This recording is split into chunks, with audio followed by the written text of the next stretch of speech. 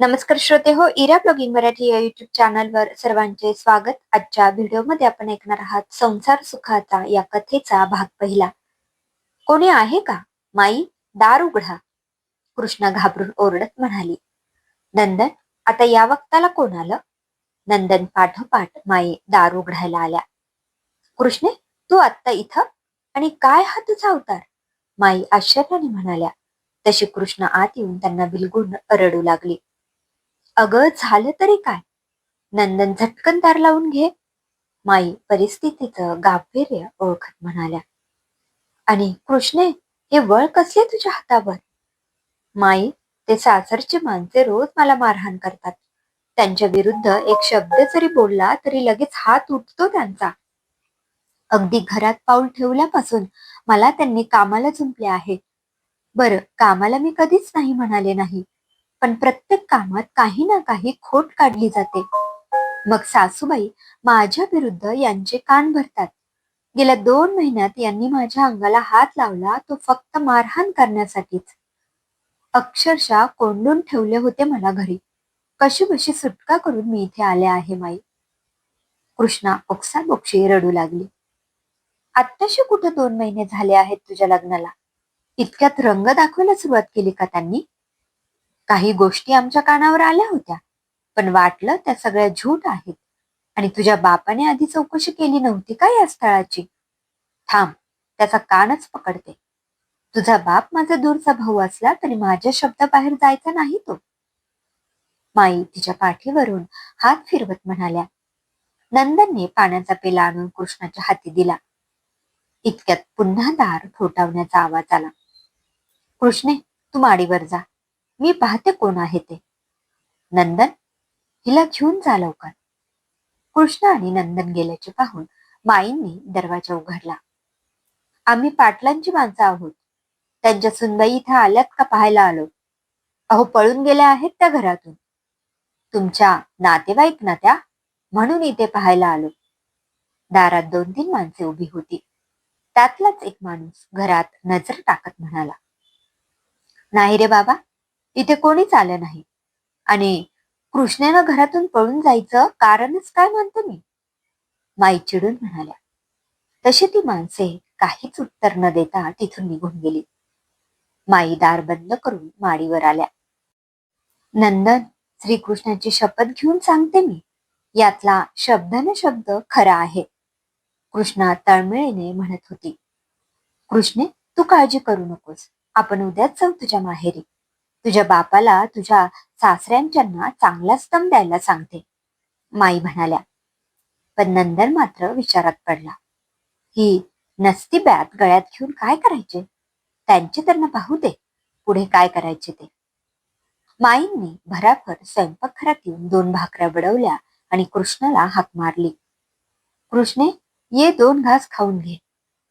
4 घास पोटात गेल्यावर कृष्णेला जरा बरं वाटलं. रडून थकल्यामुळे तिला काही वेळातच झोप येऊ लागली. अंगाचं मुटकुळं करून ती एका कोपऱ्यात पडून राहिली. विचारांच्या तंद्रीत तिला झोप कधी लागली हे कळलेच नाही. माई, अगं तुला जायची काय गरज आहे? ती आणि तिच्या माहेरची माणसं पाहून घेतील काय करायचं ते. भल्या पहाटे नंदनच्या आवाजाने कृष्णाला जाग आली. असे कसे म्हणतोस नंदन? ती आपली कोणीच लागत नाही का? आणि एका स्त्रीवर जर अन्याय होत असेल तर तो वेळीच रोखायला हवा. माईंनी कृष्णाला उठवून तयार व्हायला सांगितलं. काही वेळातच दोघी घरातून गडबडीने बाहेर पडल्या आणि तासाभरात कृष्णाच्या माहेरी पोहोचल्या. दादासाहेब, अहो असे काय म्हणता? कृष्णा तुमची एकुलती एक मुलगी. तिला सासरी असा त्रास झाला तर चालेल का तुम्हाला? माई आपल्या दादाला म्हणाल्या. माई, मुलीच्या सासरी काही ना काही कुरबुरी चालायच्याच. त्यात आपण लक्ष घालायचे नाही, दादासाहेब म्हणाले. हो, पण वळ बघ तिच्या अंगावरचे. तिथे रोज मारहाण होते तिला. शिवाय नवराही तिच्या बाजूनी नाही. अशा वेळी आपण पुढाकार घ्यायला हवा, माई दादाला समजावत म्हणाल्या. हे बघ माई, एकदा मुलगी सासरी दिली म्हणजे तिचा आणि माहेरचा संबंध संपला. आपल्या मुलीला सासरी त्रास होत असेल तर अशा वेळी माहेरच्या माणसांनी तिच्या पाठीशी उभे राहायला हवे ना. हळूहळू माईंचा पारा चढत होता. माई, आम्ही कृष्णाच्या सासरच्या मंडळींना समजावतो आणि पुन्हा तिला सासरी सोडून येतो, मग तर झालं. दादासाहेब जरा नरमाईने म्हणाले. हे ऐकून कृष्णाची आई पुढे आली. अहो, मी काय म्हणते, पोरीला इतका त्रास होणार असेल तर आपण काहीतरी करायलाच हवे. मारहाणीच्या खुणा आहेत तिच्या अंगावर. मला माझ्या मुलीला परत तिथे पाठवण्याची अजिबात इच्छा नाही. गप्प बसा, तुम्हाला काय कळते. चल माई, कृष्णाला घेऊन आपण तिच्या सासरी जाऊ. मी समजावतो त्या मंडळींना. दादासाहेब, कृष्णा आणि माई पुन्हा कृष्णाच्या सासरी आले. कृष्णाला पाहताच तिच्या सासूबाईंनी आकांत तांडव मांडला. काल रात्री घरातून पळून गेली ही, कुठे होती कोणाच ठाऊक. माई पुढे होत म्हणाल्या. माझ्याकडे आली होती ती, रात्रभर ठेवून घेतली होती मी तिला. पुन्हा आमच्या मुलीच्या अंगावर हात टाकाल तर त्याचे परिणाम तुम्हाला नक्कीच भोगावे लागतील.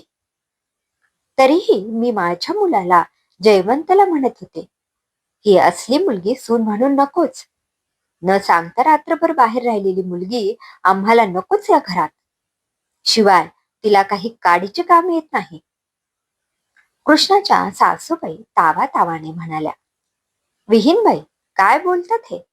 एकदा मुलीचे लग्न करून दिले की सासर हेच तिचे घर.